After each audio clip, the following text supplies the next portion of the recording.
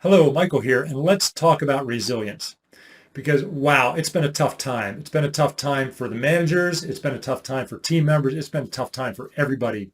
And I'll tell you what, people are burnt out. My team and I did a wide-ranging study at the end of last year, and we found that people are struggling with all the change, working so hard with all the fear, and people are really feeling it. And if you're watching this, you probably know that about your team as well. And so you want to give them a little bit of motivation and also tools and skills for them to create that agility, that mental agility, that resilience, so they can get themselves in a healthier, better place, both for themselves as people and for the organization and the team. Because now we understand that we have to roll with a lot of these changes. It's important to arm people with a lot of tools and skills they can bring both as team members and as managers so that you are successful in the long run. And you may be thinking, who am I to talk about resilience? Well, throughout my life, I've had plenty of chances to practice resilience, both in my personal and professional life. Professionally, I'm an American. I worked for a North American-based software company during 9/11, and I saw what both companies and people had to do in that very, very difficult time. Also, I founded, scaled, and sold 3 enterprise software companies, and during those times, you can imagine I had to deal with lawsuits, I had to deal with employee issues, et cetera, including going through the Great Recession, which was a very difficult time for our industry, and what we needed to do to build resilience around that. And I've also survived cancer, and that really has given me a lot of tools and perspective on getting through difficult times. Now, if you can add that experiential things that I went through to the fact that I have a master's degree in psychology and a neuroscience certificate, what people found that they get from me is they get all this experience, but then they get really easy to use tools and techniques that they can put into their everyday life. Now, I'm a business person at heart, so what I want to do and what I'm here to do is to give your managers and your teams a little bit of inspiration, a little bit of motivation, and most importantly, ways that they can change their mindset, their activities, and their actions on how to really bring more resilience into themselves, how to bring more resilience into their teams. And I think that's so important right now more than ever because look, there's going to be a lot more we've dealt with a lot of changes, and there's going to be a lot more changes going on. So I believe it's really important for you to get these tools and techniques that people can use to create high-performing, resilient teams now and in the long run. Now stick around for my show reel where you're going to see me actually delivering on stage to audiences so you get an idea of my delivery style. And then if what I said here and what you see there resonates with you, stick around after that, and then you get an idea of what the next steps will look like. I was a horrible leader, and it became a problem in my business life, in my personal life, for my mental health, my emotional health. My business partner punched me in the face. And that's only the second worst thing that happened to me that week. But I realized that was the greatest gift that I've ever been given. Because I realized in this life that if you want to go far, if you truly want to go far, you have to look in. So if you want these changes on the external part of your life, it starts with what's inside. Successful leaders aren't created by accident. If you need to build high-performing teams, scale a company, and make a bigger impact, then there's no better choice than to bring in our Michael Anderson. So I'm going to teach you the 3 shifts that I had to learn to transform myself as a leader. And it's the same 3 shifts that I teach, like Karen said, SAP, Microsoft, Uber. It's the same 3 shifts that everybody that I've worked with, the tens of thousands of business owners I've worked with over the last bunch of years, learned to shift them into really, really effective leaders.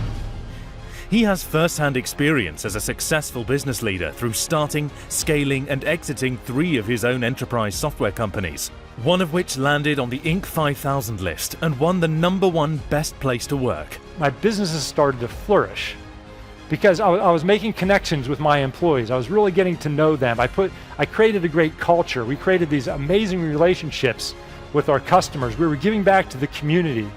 Look, I'm not going to lie to you. I like making money. Money's fun, and I'm a competitor. And I want to create something special. I want to create something, again, for my employees, my customers. That's really important to me. And it's like I found it. I found that system.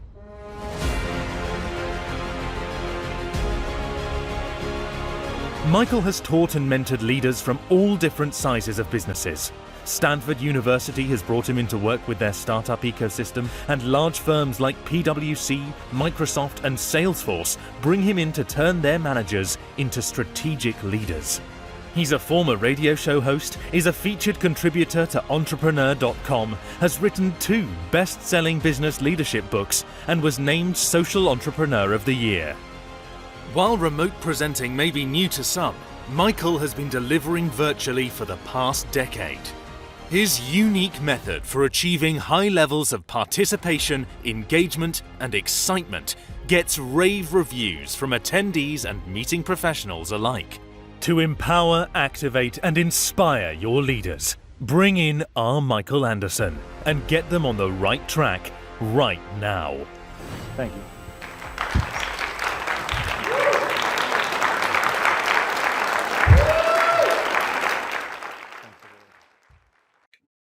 Now that you learned a little bit more about me, what my background is, what my delivery style is, and a bit more about my content, I also wanted to let you understand what working with me looks like, because everything's been designed for you to get the most value out of an engagement with us. The three delivery types I have are keynote speeches, and that can be done in person, virtual, or hybrid, as well as master classes, which are very short, powerful classes, as well as longer training engagements. And again, all of them can be done in person, virtual, or hybrid. And just one little note is I am American, but I do live in London, so I travel out of the UK. So that's a question that often comes out. Now, if you're looking for somebody to come in and help your organization like that, let me talk about the 3 different phases that we would go through to potentially work together. Because the first phase is called the pre-engagement phase. And that's really where we want to start out with the intro conversation. So what we want to do is get on the phone together and talk about, again, it could be a phone or a Zoom or a video call or whatever it is, and talk about just the overall basics. And the goal of the intro conversation is, should we have more detailed conversations going forward? Is this a potential good fit? You can give me the dates and times that you want to have your event.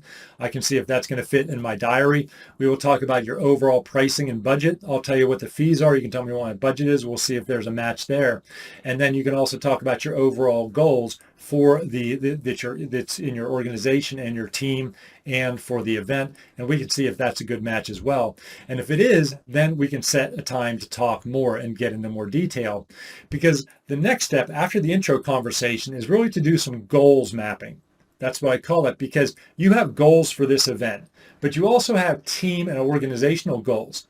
And what I do, because again, I know you're running a business and you want to get the most out of it, is we take your goals, both again from the tactical level, the event level, as well as the strategic goals, and make sure what I'm delivering is going to match and really going to help support all of those different objectives and strategies. And that's why we're going to make sure, that's why you can get so much value out of an engagement with me. Now, in the proposal, and then the last thing is the proposal stage. I'll give you a proposal where everything's going to be very transparent, and you're going to see everything that's going to be laid out for the event. Now, once we commit and get the proposal signed off on, then we move into the main content delivery phase. And for this, we might have some pre-event activities. So even though we have this event that everybody's getting ready for, we want to get as much excitement and everything and do things pre-event so that we can get things ready for an amazing event. And what this might be, and so I have 3 different best-selling books. So you might want to give one of my books out to the attendees, and that can be on paperback, that can be ebook, that can be audiobook, that can be a combination of those. What some organizations do is they customize the book. And what that means is maybe that is your logo down on part of the book. We can do things on the back cover. We can have your CEO write an introduction. So we can really make it personal to your organization and to your team and to your event. And that then they have something, whether it's physical or something to listen to, that gives them additional value to get them excited about it. Also pre-event, we can do something like an interview. I can interview one of your executives. They can interview me. I can do some teaser videos. I can write a blog or an article. We can do a survey or a study with you and your organization of what's happening right now, so we can refer to that during the event. And we can mix all of this with social media. Now, when the event comes, when the fun time comes, hopefully you're getting a sense of me through my show reel and things that, I really try to match. I really try to tell some stories. I try to put some fun in there, maybe tell a joke or two, hopefully get people laughing, as well as bring the psychology and neuroscience. So to me, I always want to give stories, have some fun, and have people leave with some takeaways. And that's why I turn everything into tools and techniques at the end. And I talk about how people's mind works because I talk so much about mindset. And so they really leave with some self-reflection, understanding themselves better, and understanding what they need to do to be a better leader and to create a better organization and better teams. Now, and what I also do is when I present, I also like to make sure that they're seeing things tailored for their individual industry or team. And so that's why we want to have some calls together so that I can use your lingo, your vocabulary, maybe bring in some industry specific examples, etc., because that's going to land much better, and they're going to feel much more connected to me as we go through that. And also, when I share my stories, I'm very vulnerable. I talk about my successes. I also talk about my failures. And so that's important to a lot of people because, it's there to show you that we all go through this journey of leadership together. And again, the goal is to drive real change. And again, we can do this in person, remote, or hybrid. Now, post-event, so now that we did this amazing event, we still want to keep that great momentum. And so we can have the traditional feedback or the surveys post-event. We can do, there's different post-event conference calls and webinars we can do. So maybe they learn some great things in a couple weeks or a month. We want to do things where we check in with everybody and they get direct access to me, get any questions answered so that they integrate it into their everyday life. I can do some follow-up videos or audios or written content that they can get to, again, further integrate what they learn in the event into their life. And then I also have different training and a very somewhat famous mastermind and coaching, which is a little deeper. So if you're interested in that during our intro call, we can talk about that as well. The last thing I'll talk about is I am very used to doing virtual presentations. And with virtual presentations, there's so many different ways that we can do to bring interactivity in. I can do interactivity both in my in-person event and the hybrid ones, but I think it's especially important in virtual ones to get people engaged, to get people talking, to get to keep people really connected to the message. So I got all this covered. I've been doing this for a long time and we got some great stuff for you. And I really love what I do. So again, if what I talked about here is interesting to you, click, do whatever it is, reach out. Let's have that introductory conversation so that we can really give your leaders, managers, and executives the support and tools that they need to be successful, not just now, not just in the medium term, but really for the long term.